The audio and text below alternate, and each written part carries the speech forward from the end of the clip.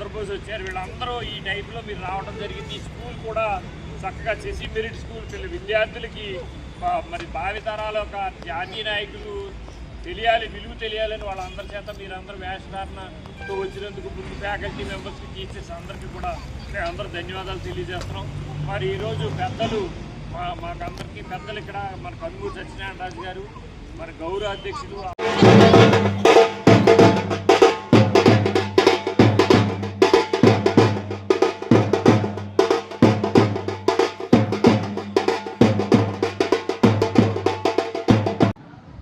అందరికీ 80వ స్వాతంత్ర దినోత్సవ శుభాకాంక్షలు.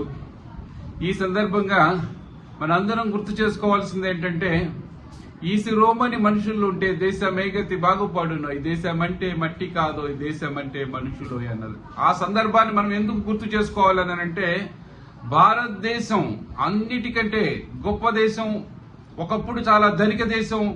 ఈ రోజు ప్రతి ఒక్కళ్ళు బెదిరించేవాళ్లే, మన చుట్టుపక్కల ప్రతి ఒక్కళ్ళు బెదిరించేవాళ్లే, టెర్రరిస్ట్ యాక్టివిటీస్. సో ఫైనాన్షియల్ గా మనం ఎందుకు వెనకబడుతున్నాం, ఎందుకు పోటీ పడలేకపోతున్నాం? ఒక్కసారి మన అందరం ఈ స్వాతంత్ర దినోత్సవ సందర్భంగా ఒక్కసారి అందరం కూడా ఆలోచిస్తే మనకు అర్థమైంది ఏంటంటే, డిసెంట్రలైజేషన్ అయిపోయింది ఇండియా. చైనా డెవలప్మెంట్ ఎందుకు అవుతుందని అంటే, అది యూనిటీగా సెంట్రలైజ్డ్ అయి ఉంటుంది.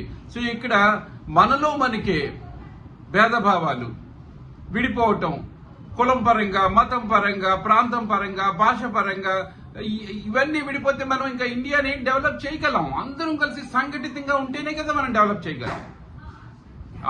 అది అందరం దృష్టిలో పెట్టుకోవాలి.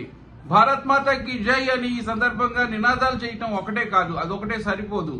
మనం దేశానికి ఏ విధంగా ఉపయోగపడాలో ఆలోచించాలి. మన పిల్లల్ని బాగా తయారు చేసి దేశానికి అప్పచెప్పాలి.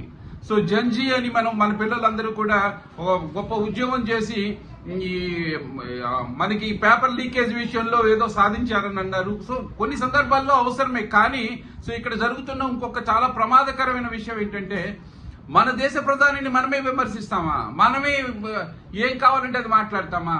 సో చాలా తప్పుడు సంస్కారం కదా. విమర్శిస్తే మనల్ని మనం విమర్శించుకున్నట్టే కదా. అది వేరే దేశాలకు వెళ్తే ఎలా ఉంటుంది? సో మనం ఏదైనా సాధించాలనుకున్నప్పుడు సాధించే దాని మీద దృష్టి పెట్టి సాధించడం వరకు చాలా మంచిదే. కానీ కొన్ని సందర్భాల్లో కొంత వక్రీకరణ జరుగుతుంది. సో వేరే వాళ్ళు మనల్ని ఇన్ఫ్లుయెన్స్ చేయటం, ఇంకొకటి ఇలాంటివన్నీ జరుగుతున్నాయి. సో అందరూ కలిసి జాగ్రత్తగా అబ్జర్వ్ చేయాలి. మనం తినే తిండిలో కల్తీ జరిగిపోతుంది అంటే ఏంటి? మన దేశంలో ఉన్న మన సహోదరులకి అన్యాయం చేయటం అంటే అది ఎలా? నాకు అర్థం కాలేదు. సో అవినీతి జరుగుతుంది. సో ఇవన్నీ చాలా తప్పుడుగా జరుగుతున్నాయి. అందరం కూడా ఆలోచించాల్సింది ఏంటంటే, సో మీ పిల్లల్ని జాగ్రత్తగా తయారు చేసి దేశానికి అప్పచెప్పాలి. మీరు బాధ్యతగా ఉండాలి. సో మీరు అవినీతి అనేది చేయకూడదు. సో మీరు చేసే పనిలో ఏదైనా అడ్డదారిలో డబ్బు సంపాదించాలి అని అనుకుంటే అది తిరిగి ఎటో ఒకటి మళ్ళీ మీ కుటుంబానికి రావడానికి కూడా అవకాశం ఉంది.